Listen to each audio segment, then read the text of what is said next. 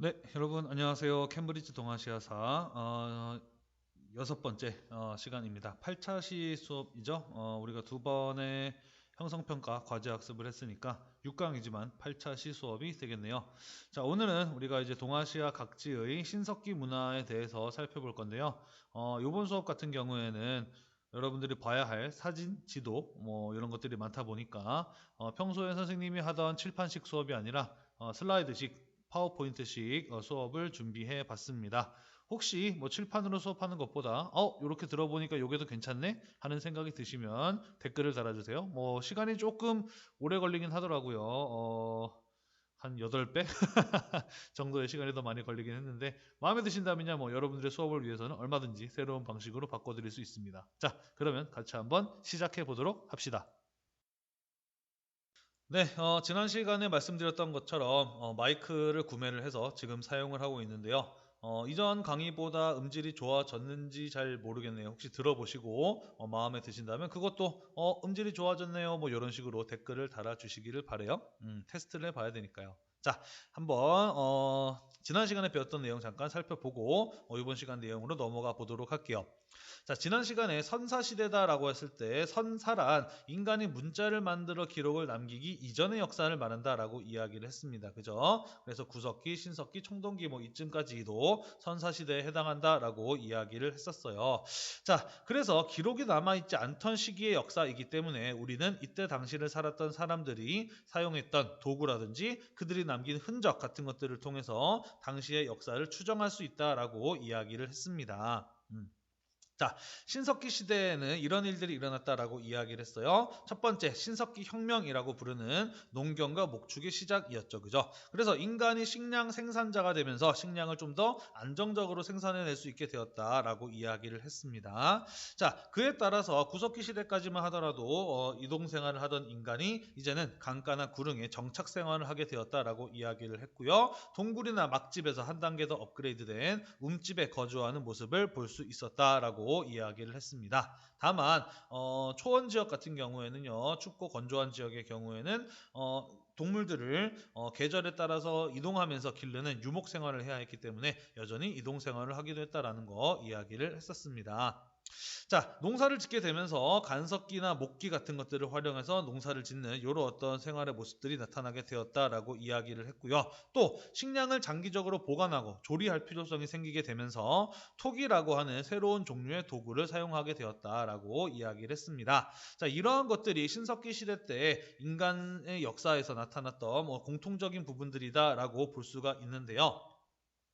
사실 각각의 지역을 따져보면은요, 그 지역마다 처해 있는 자연 환경이나 조건들이 상당히 다르잖아요. 그죠? 그러다 보니까 농경과 목축을 시작하였다라고 하더라도요, 그 또한 각 지역에 처해 있는 자연 환경, 자연적인 조건에 따라서 상당히 다르게 나타나는 모습들을 앞으로 보시면 살펴볼 수가 있을 겁니다. 자, 토기 같은 경우에도 마찬가지예요. 인간은 기왕이면은 좀 예쁘고 자기의 취향에 맞는 그런 어떤 도구들을 만들어서 사용하고 싶어 하잖아요. 그죠? 그거는 과거에도 마찬가지였다라는 것이죠. 자, 그래서 이 토기를 사용했는데요. 신석기 시대 때에는 토기를 사용했는데 그 토기 역시 각각의 지역마다 그 사람들의 취향이 반영이 되거나 혹은 그 지역의 어떤 처해 있는 자연 환경에 따라서 저마다의 독특한 모양, 무늬, 그림 이런 것들이 나타나는 모습들을 보실 수가 있습니다. 자, 그래서 이번 시간에 우리가 배우는 이 신석기 시대에서는요, 어떤 것들을 파악하는 것이 중요하느냐? 첫 번째, 이 신석기 문화가 어디에서 발달한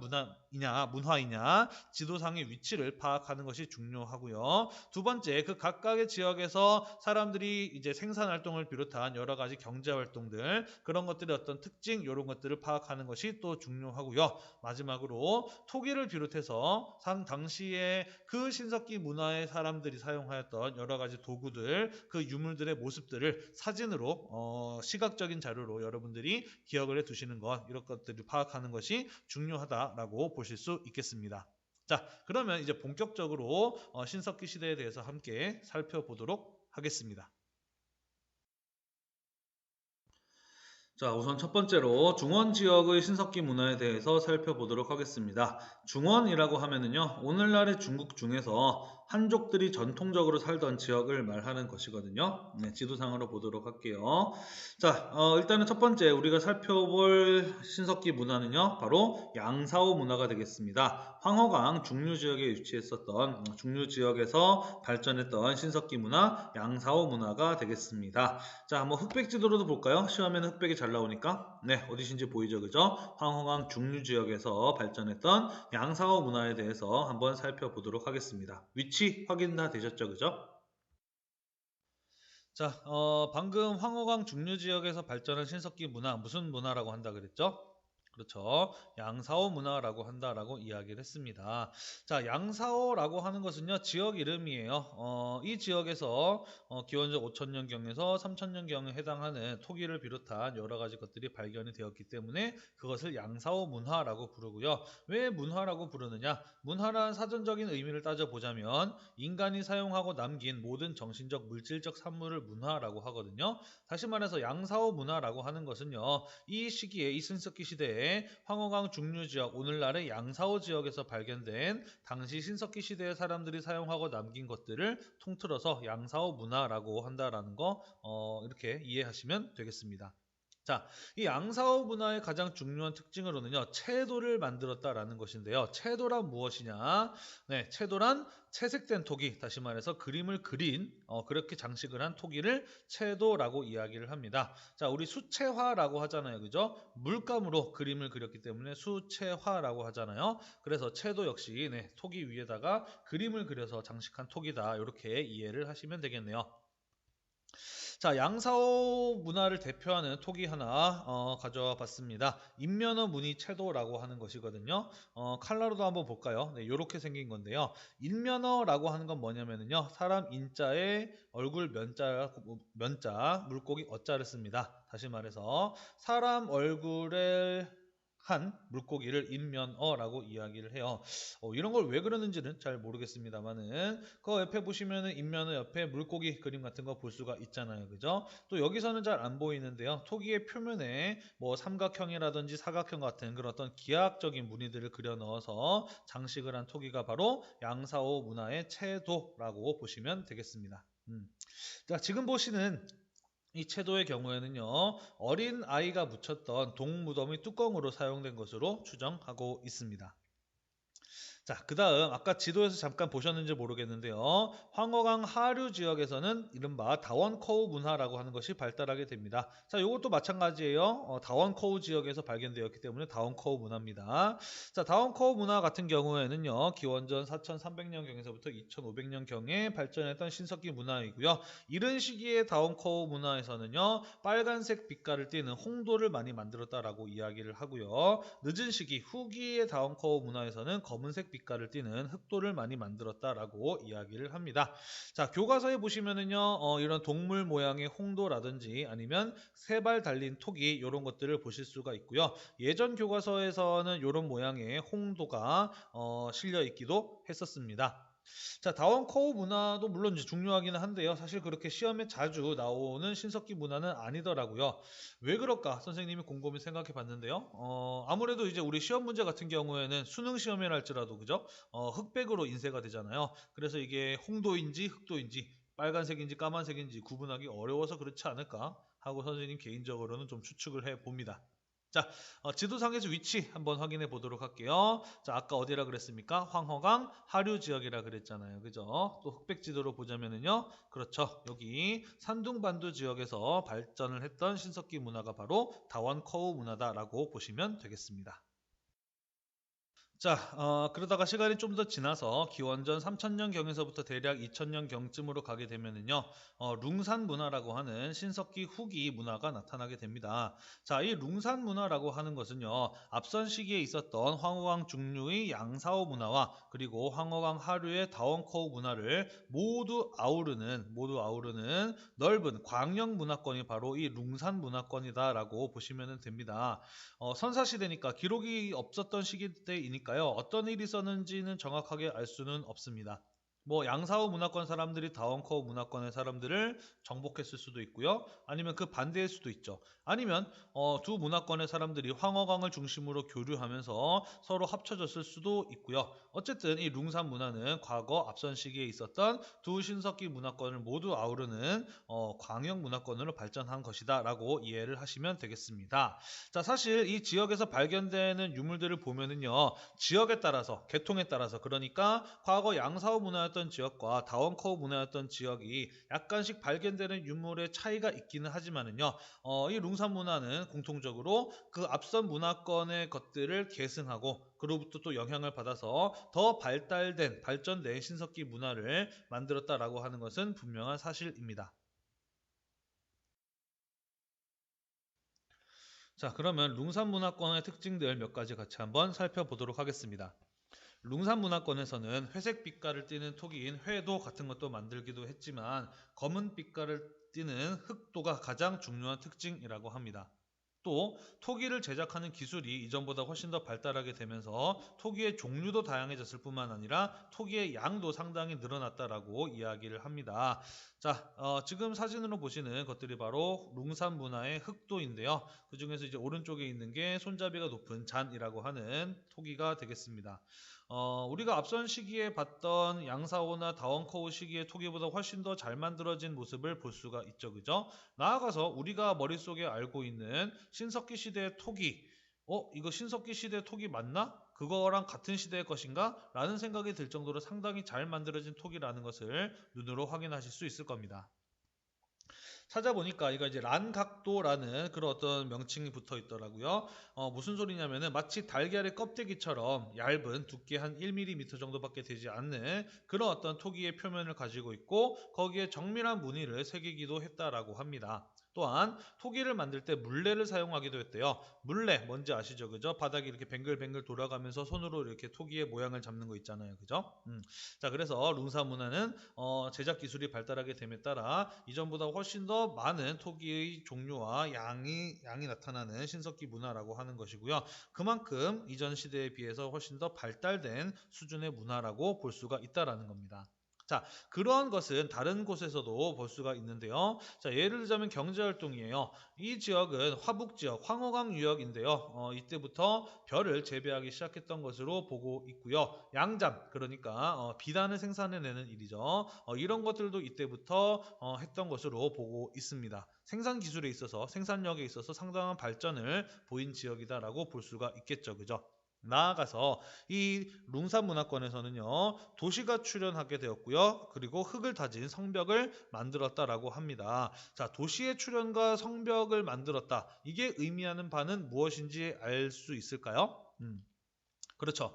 도시, 성벽 이런 것들을 만들었다라고 하는 것은 그만큼 사람들이 많이 살았다라는 것을 보여주는 것이잖아요. 그죠? 그래서 신석기 시대 치고 상당히 발전된 그리고 거대한 사회 조직을 만든 것으로 이룬 것으로 보인다라는 것이에요. 아마 북의 위주의 시족 사회 단계쯤 이르렀을 것으로 학자들은 추정을 하고 있습니다.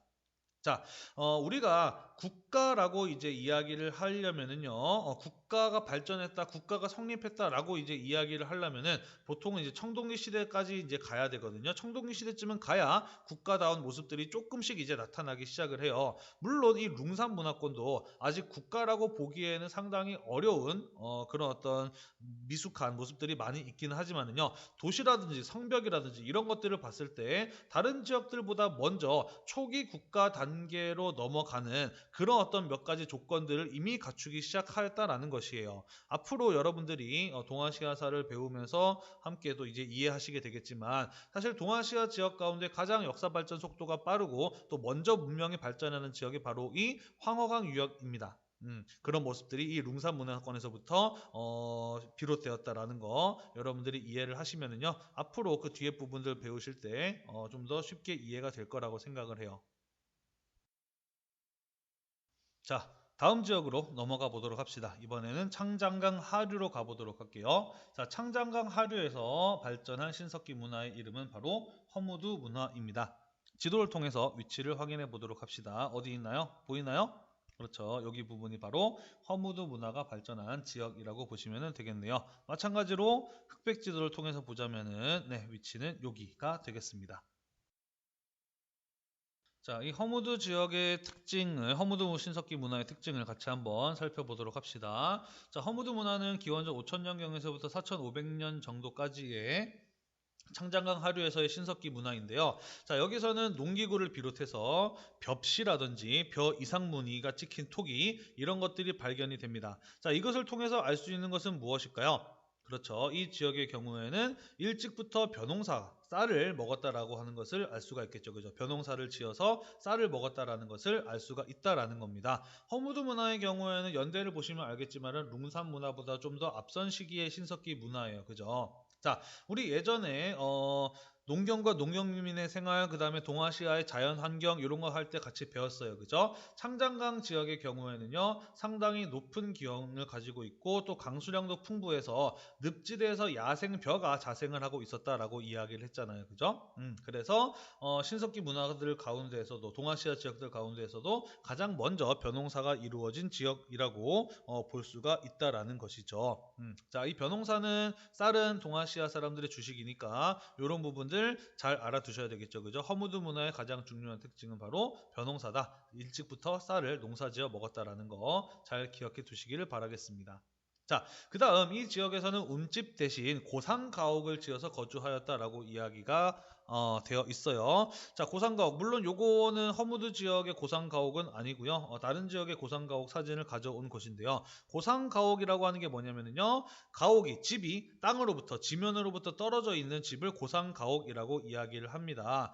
주로 이제 열대기후나 한대기후에 많이 분포하는데요. 자, 이 창장강 하류 지역 같은 경우에는 굉장히 덥고 습한 지역이다라고 이야기를 했잖아요. 그죠? 그리고 비도 많이 오는 지역이라고 이야기를 했어요. 그래서 시원하고 또 물에 이제 잠기지 않는 그런 이제 거주 공간을 확보하기 위해서는 움집보다는 고상가옥 같은 것들을 지어야 했던 것이라고 이해를 하시면 될 것 같아요.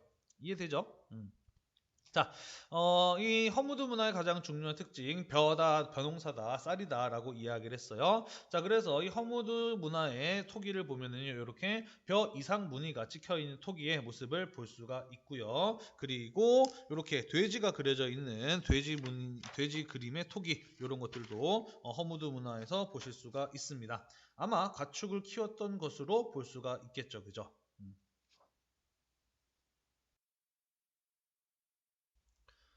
다음은 만주 지역으로 가보도록 합시다.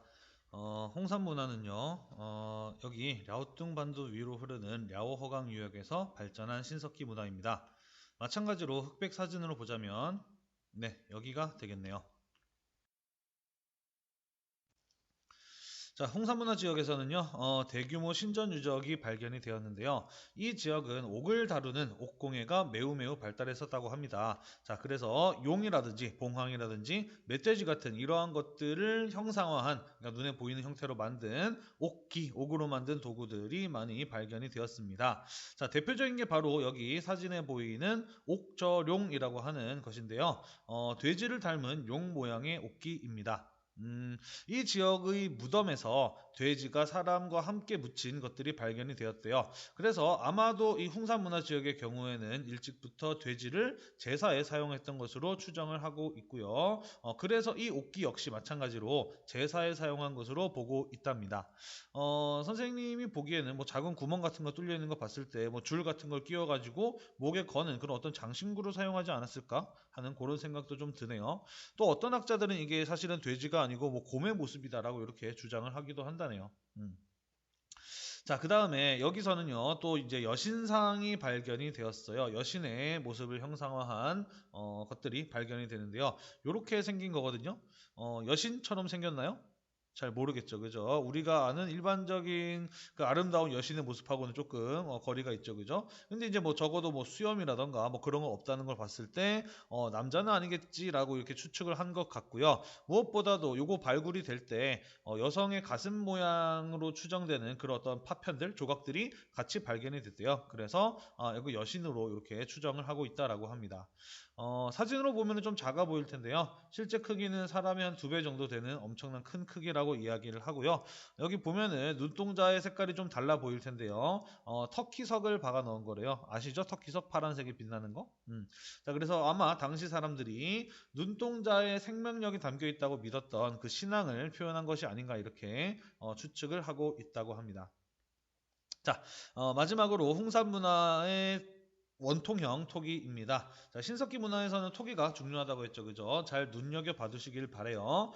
자, 방금 선생님이 원통형이라고 했어요. 원통. 다시 말해서 이거 사진에는 잘 안 보이겠지만 위아래가 모두 뻥 뚫려 있는 형태의 토기예요. 그래서 무언가를 어떤 담거나 하는 그런 어떤 용도로 사용했다기보다는 마찬가지로 제사에 사용된 토기가 아닌가 이렇게 추정을 하고 있습니다. 다음은 우리가 한국사 시간에도 배우고 중학교 때도 배우고 또 초등학교 때도 배웠던 한반도의 신석기 문화로 가보도록 합시다. 자, 한반도에서는 신석기 초기에 뭐 이른 민무늬 토기라든지 덧무늬 토기 이런 것들이 발견되었다는 거 한국사 시간에 다들 배우신 기억이 나나요? 자, 하지만 뭐니 해도 한반도의 신석기 문화를 대표하는 토기는 뭔가요? 역시 그렇죠. 빗살무늬 토기죠. 그죠? 자, 이 빗살무늬 토기는요, 시베리아에서부터 만주 등에서도 발견이 되었는데요. 그래서 우리의 신석기 문화가 시베리아로부터 들어온 것이 아닌가 하고 추정을 하기도 하고요. 또, 이 시베리아나 만주에서 발견되는 빗살무늬 토기보다 우리나라에서 발견된 것들이 더 오래된 것들이 많아서 자생설, 그러니까 우리나라의 한반도의 신석기 문화는 외부에서 들어온 것이 아니라 한반도에서 자체적으로 발생한 것이다라고 이렇게 보기도 한답니다.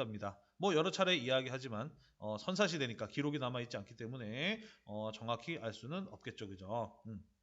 자, 그 다음 또 한반도의 신석기 문화에서는요, 돌보습, 돌괭이를 사용하였다고 하는데요. 방금 선생님이 띄워준 요렇게 생긴 것들이거든요.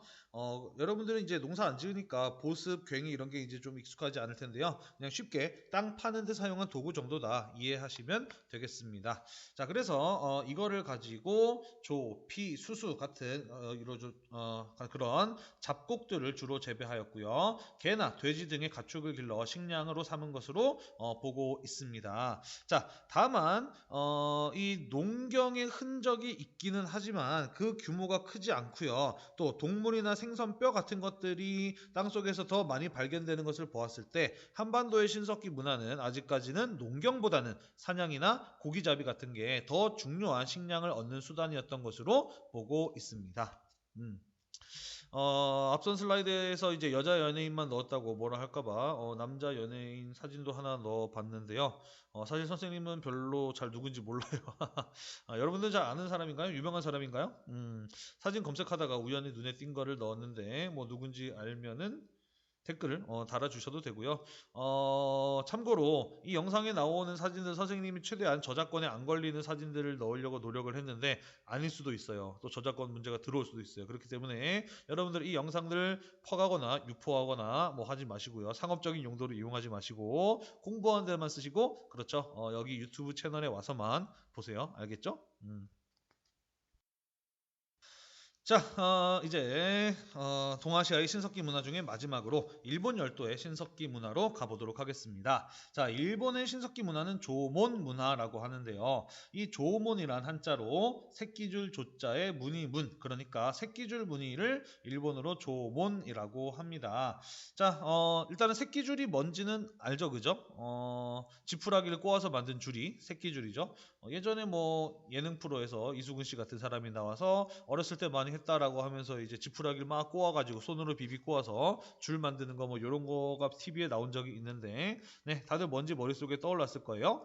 자, 다른 지역의 신석기 문화, 우리가 지금까지 배운 동아시아의 다른 지역의 신석기 문화들은 전부 톡이라든지 그런 어떤 유물들이 발견된 지역의 이름을 따서 신석기 문화의 이름을 붙였잖아요. 자, 근데 일본은 좀 특이하게 이 지역 이름이 아니라 토기에 새끼줄 무늬가 찍혀 있는 이른바 조몬 토기가 최초의 신석기 토기로 발굴이 되어서 이름을 조몬 문화라고 부르게 되었답니다. 자, 아무래도 다른 문화하고 조금 다른 점이니까 좀 주의 깊게 살펴봐둘 필요가 있겠죠, 그죠? 자, 조문 톡이 어떻게 생겼나요? 이렇게 생긴 것이고요.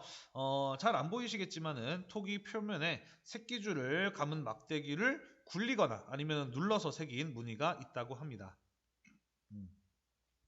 자, 그 외에도 불꽃 무늬 토기 이런 것들이 발견이 됐는데요. 뭐 이렇게 생긴 것이고요. 생긴 모습을 보니까 아마 생활 속에서 쓰는 생활 용도로 만든 토기는 아닌 것 같아요. 그죠? 자, 그 외에도 이렇게 생긴 사람 모양의 토, 그러니까 흙으로 만든 인형이죠. 그죠? 이런 것들이 토기로 발견되기도 했습니다. 자, 잘 눈여겨봐 두시길 바라겠고요. 자, 이 조문 문화의 이제 다른 특징을 좀 살펴보도록 할게요. 자, 일본 열도에서는 신석기 시대 때 녹두나 표주박 뭐 이런 것들을 재배한 것 같기는 하지만 아직까지 본격적인 농경은 시작되지 않은 것으로 보입니다. 자, 우리가 지금까지 배운 다른 신석기 문화들은요, 그 정도의 차이는 있지만 어쨌든 전부 농경이 시작돼 없거든요. 이미 농경이 시작은 됐거든요. 일부 일본 학자들 중에서는 일본에서도 농경이 신석기 때 이루어졌다라고 주장하는 사람들이 있기도 하지만 아직까지는 확실한 어떤 증거가 발견되지 않았다고 보는 시각이 더 지배적이라고 합니다. 일본은 섬나라잖아요. 그죠? 원래 문화라든지 기술 발전 이런 것들은 다른 나라하고 교류가 활발해야 잘 이루어지거든요. 뭔가 새로운 걸 배워오고 이렇게 해야 문화나 기술 같은 것들이 빠르게 발전을 하는데 일본은 섬나라다 보니까 바다라고 하는 엄청난 자연적인 장벽이 존재합니다. 그죠? 그래서 그런 어떤 문화라든지 기술 발전 이런 것들이 동아시아의 동아시아의 다른 지역들에 비해서 좀 늦어요. 왜? 아까도 말했듯이 교류가 힘든 자연적인 조건을 가지고 있는 지역이기 때문이다라는 것이죠. 자, 우리가 이제 앞으로 동아시아에서 계속 배워 나가면서 살펴보겠지만 일본은 벼농사를 비롯해서 이런 어떤 선진 문물의 전파가 다른 지역들에 비해서 조금 늦는 그런 모습들을 좀 보시게 될 겁니다. 자, 이들 역시 움집에 거주를 하였다라고 하고요. 해양 자원이 풍부한 섬나라답게 어패류, 고기나 아니면은 물고기나 조개 뭐 이런 것들을 주식으로 삼고 사슴이나 멧돼지 같은 것들을 사냥하거나 도토리, 밤, 호두 같은 것들을 채집해서 먹거리로 삼았다고 합니다. 자, 이렇게 해서 동아시아의 신석기 문화에 대해서 우리가 쭉 한번 살펴보았습니다. 내용이 좀 많았는지 모르겠네요. 또 보고 기억할 것들이 많은데요. 교과서 보시고 교재 다시 한번 보시면서 주요 신석기 문화의 지도상의 위치 이런 것들 잘 파악해 주시기를 바라겠고요. 경제활동을 비롯해서 각각의 신석기 문화의 특징들 있잖아요. 그죠? 그런 것들을 중심으로 잘 기억을 해 두시고 특히 시험에는 토기와 같이 각 지역을 대표하는 유물들의 사진들 이런 것들이 잘 출제가 됩니다. 그래서 그런 것들의 생김새 이런 것들을 잘 파악해 두시기를 바라겠습니다. 자, 다음 시간에는요. 청동기 시대로 넘어갈 거거든요. 정세름 선생님이 새로 PPT를 만들어 주시기로 했는데 한번 우리 다 같이 기대해 보도록 합시다. 다음 시간에 만나요. 영상 종료 누르기 전에 뭐 눌러야 되는지 잘 알고 있죠, 그죠? 네, 여러분 모두 수고하셨습니다.